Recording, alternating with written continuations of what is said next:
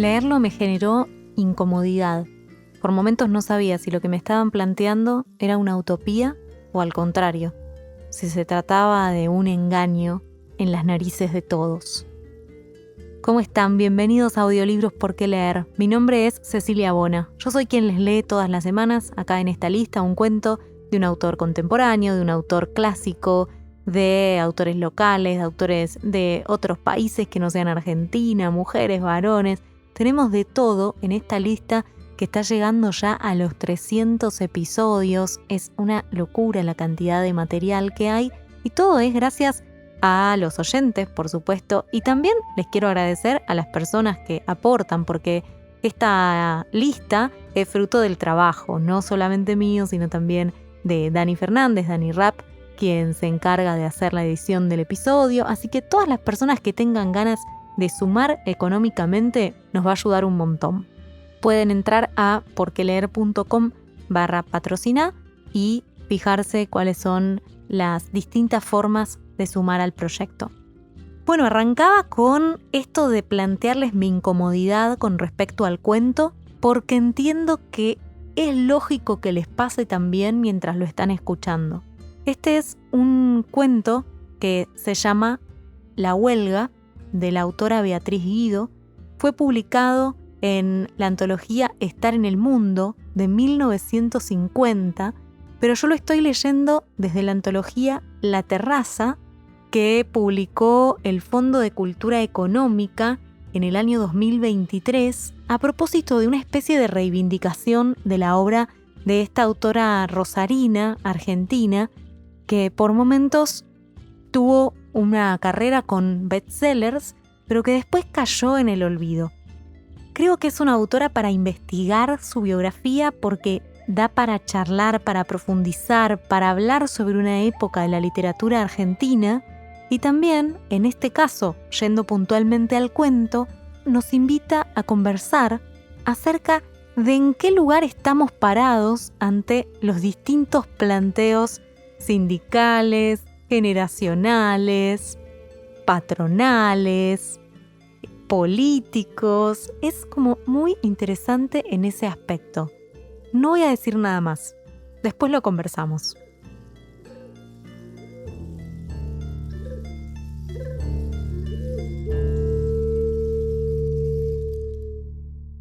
La huelga había sido declarada a partir de las 0 horas de hoy. Todos nos sentimos aliviados. Enviamos a Claret con un inmenso folio de peticiones para que lo entregara al comité patronal. Nosotros, los agitadores, lo habíamos decidido así. Era una huelga extraña la nuestra.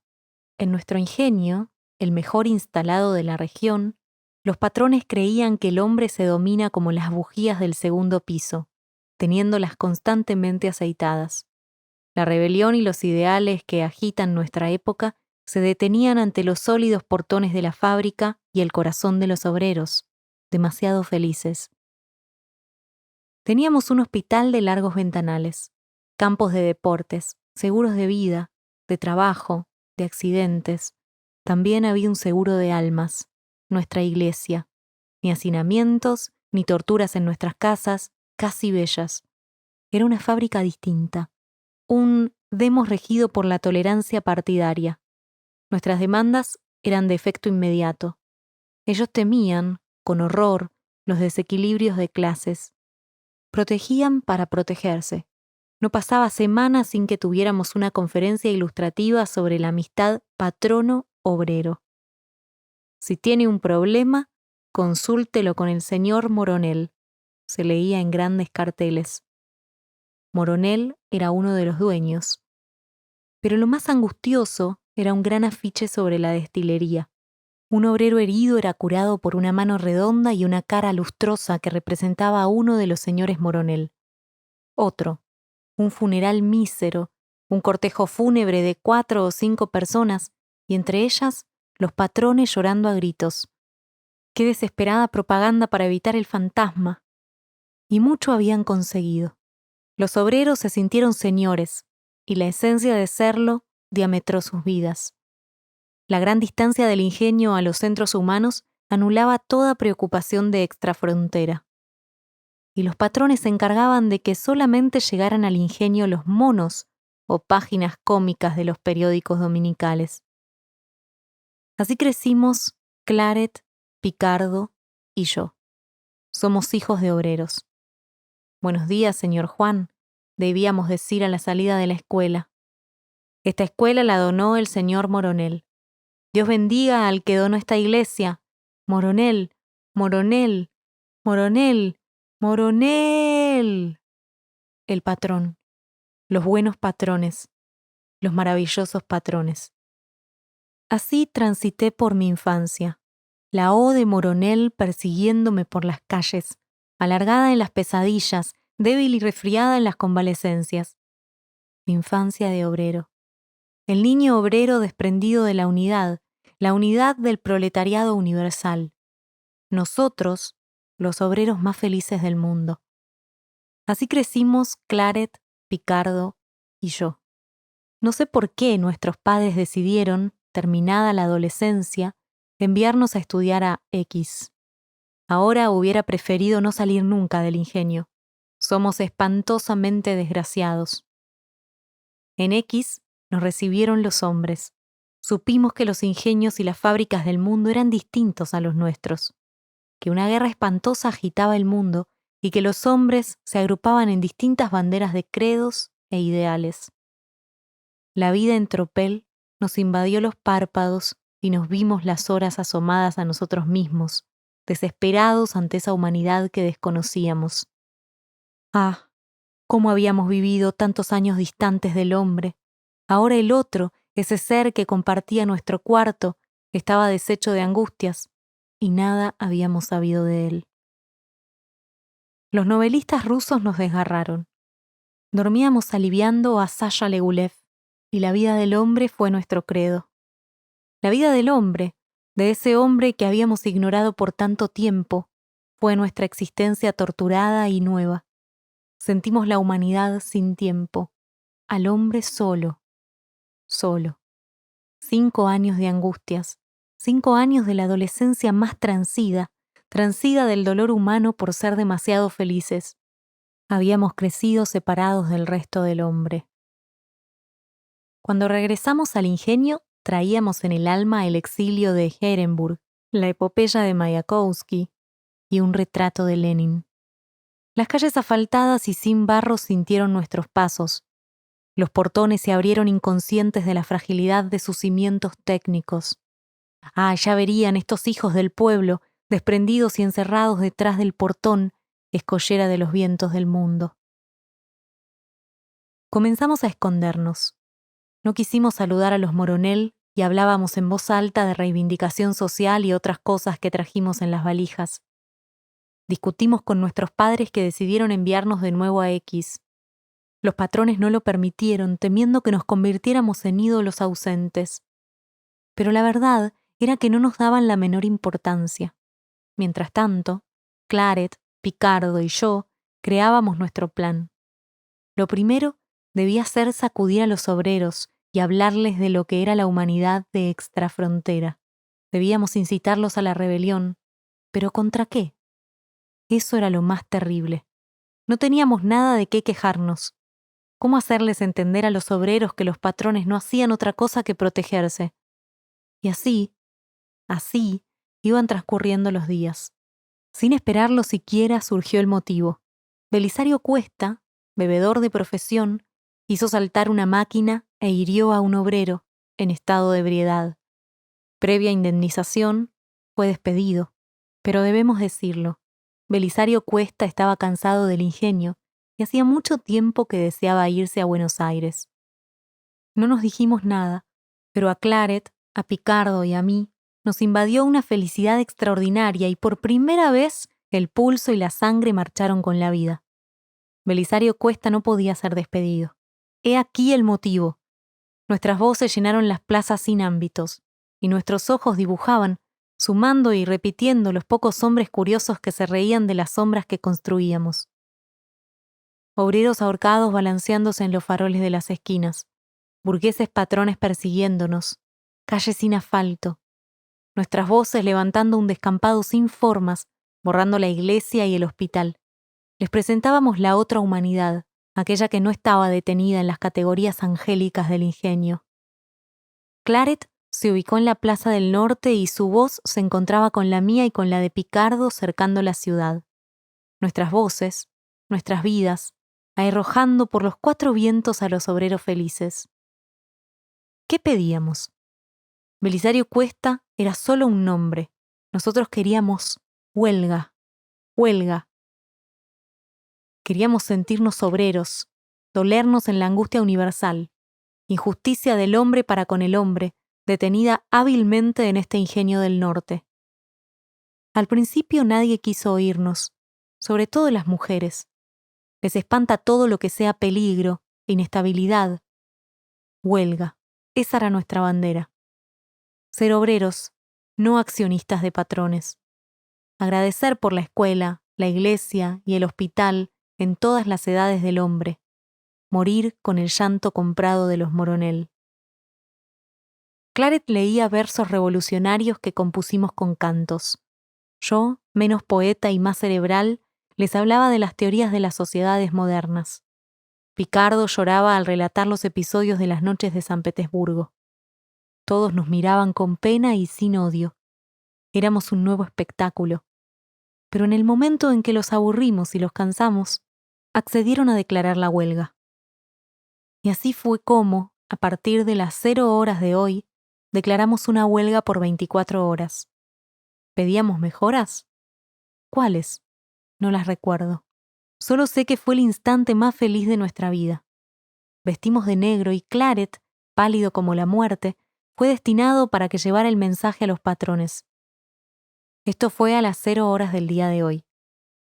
Toda la noche la pasamos en el comité que habíamos instalado junto a la entrada de la fábrica. El pueblo dormía. Nos quedamos junto al sereno. Era tal nuestra fiebre de justicia y de amor al hombre que pensamos que el pueblo callaba para poder vivir más intensamente el estado de huelga. A las 5 de la mañana, la soledad se hizo más intensa y las sombras retiradas descubrieron nuevamente el hospital y la iglesia. El sacristán nos alcanzó café. A las 6 de la mañana, el mismo silencio. Pensamos en la sirena de la fábrica. La hicimos chillar. Montados en ella quisimos despertarlos. Sin embargo, todo quedó igual. Una que otra puerta abierta y el cura que seguía tomando café. Pobres obreros, decía Claret, déjalos dormir, despertémoslos con nuestros cantos, con nuestras voces, y recorrimos las calles temblando en la voz de una poesía de Ehrenburg. Las ventanas permanecieron cerradas. Yo quería convencerme de las horas que vendrían. Imaginaba el primer 1 de mayo, mujeres descalzas, niños hambrientos, embarazos detenidos, hombres en rebelión. A las 9 de la mañana pasaron las obreras para ir al mercado. Nosotros seguíamos gritando junto a la hoguera, junto al sereno de la fábrica. Los hombres se sentaron en el café de la amistad y la huelga fue para ellos un día de domingo maravilloso. Nuestro comité fue visitado varias veces por el delegado patronal y algunos chicos nos ayudaron a repartir las boletas. La casa de los patrones no fue apedreada y nadie acudió a nuestras arengas ni a nuestro llanto desgarrador. A las 12 del día creímos morir. Los Moronel aceptaban nuestras demandas. La huelga había terminado, pero su generosidad iba más allá de nuestras posibilidades. Dejaban el resto de la tarde libre. Nadie nos dijo nada. Por el contrario, nos agradecían el nuevo y extraordinario feriado. Yo me sentí deshecho y Claret se puso a vomitar. Picardo enmudeció y nada nos dijimos.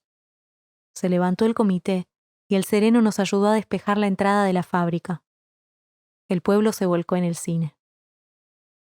No nos despedimos de nadie. Dejamos atrás la pesadilla de estos hombres, muertos en vida, asesinados por la abundancia. Dejamos este pueblo desprendido de la humanidad doliente, un pueblo demasiado feliz para nuestra angustia humana, demasiado seguro para nuestra muerte, demasiado estable para nuestra eternidad.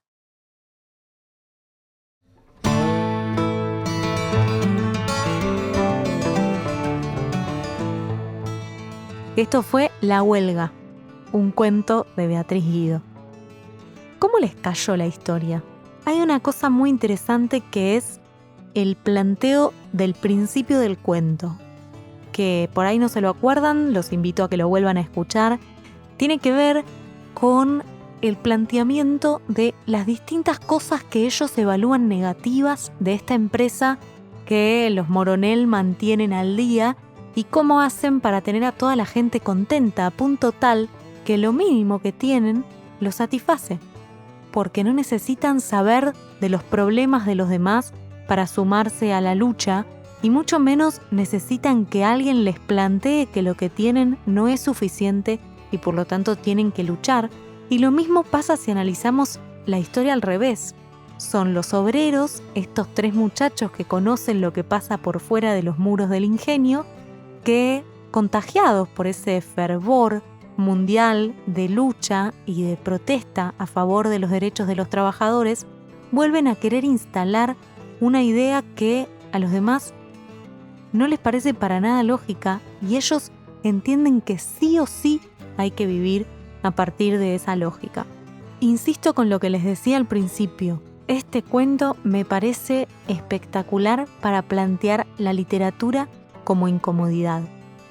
Y también me parece interesante cuando encuentren información acerca de Beatriz Guido, que en este libro me encantó conocer a partir de la compiladora Valeria Castelló-Joubert, que ella plantea que a Beatriz Guido no le parecía necesario, o mejor dicho, le parecía contrario a los, entre comillas, deberes de un escritor, que el escritor se involucrara en política, que el escritor tenía que dedicarse a ser escritor y no dar mensajes. Sabiendo eso y después escuchando este cuento, más confuso e incómodo se vuelve todo.